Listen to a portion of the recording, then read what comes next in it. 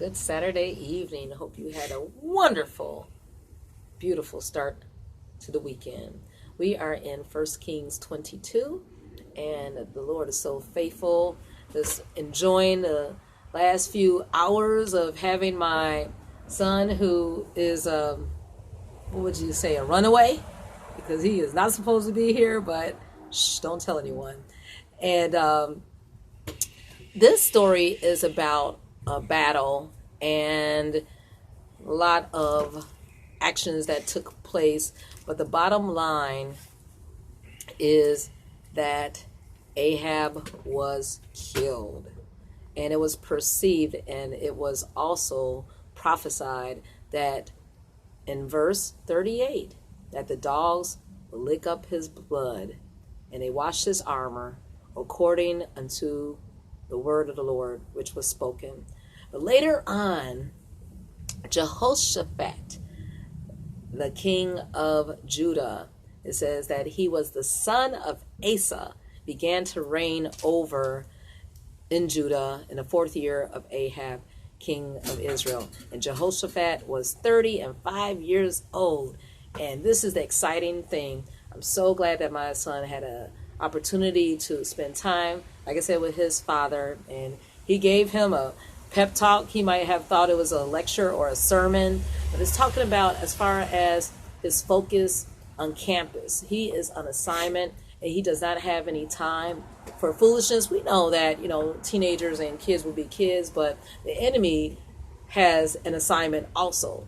And he is a marked man, and all of our young people are marked, and he wants to just make a fool out of all of them and ultimately kill, steal, and destroy. So it says that Jehoshaphat walked in all the ways of Asa, his father. Remember that name, Asa, from chapter 15, 1 Kings. It said that Asa's heart was perfect to the Lord, and he walked in the ways that pleased the Lord. So what am I saying? It is so important how our parents walk before, a model before our kids, because, and this is really your point, and I'm going to pass it to you, because it makes a difference as far as the path that the seed and the children will choose later on in life.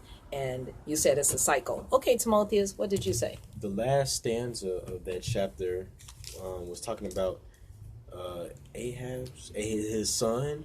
Ahaziah? Yes, Ahaziah. Ahab's son. Yeah. Mm-hmm. And he was like, it was saying that Ahaziah was just like his mother and father. He was wicked, and he did things that weren't pleasing to God. So it's first and foremost important that, like, when you are getting intimates, that you're doing it like while you're married, but also checking your soul first, because like you had the propensity to like bring on a new soul into the world, but if your soul's not even in line, then like you just creating a cycle, and it's just gonna make things harder for everybody else in the world. So just do us all a favor, and don't create any babies that just have no business being here. Okay, but God can give us mercy, and if we have procreated, and it wasn't it's not too late of now. the Lord, you can still raise your kids right.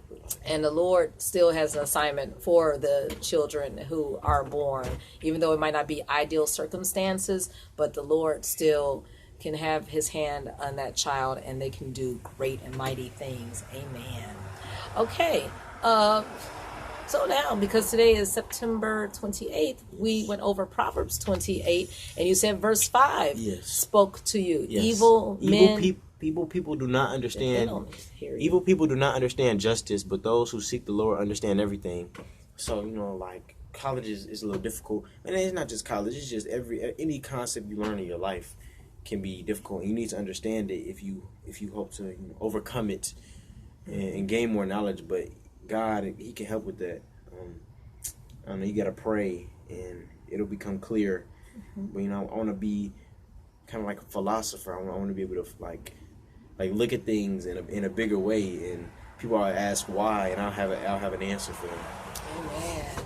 Amen. And that is the wisdom of the Lord. He said that he would give us the replies and the responses as we acknowledge him. as we acknowledge him, he'll bring things back to our memory, and as the Holy Spirit will teach us and reveal all understanding. So the bottom line is seek him first, and everything else will become seek ye first. Go ahead, sing that. All other things will be added, and God will just, like I said, take you to paths that will blow your mind. Like, how did I get here? Because I keep him first, and I acknowledge him in all that I do. Trust in the Lord with all your heart, but do not lean on your own understanding. Lean on the Lord's understanding. And how do you do that? Lord, should I do this? Should I do that? How should I study? Should I, do this first? Should I go here?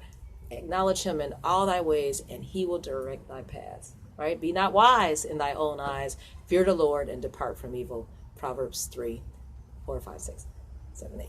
All right. Have a wonderful evening. Put in the Lord first and enjoy his promises. And so glad to have my son here. It's good to be back. Amen.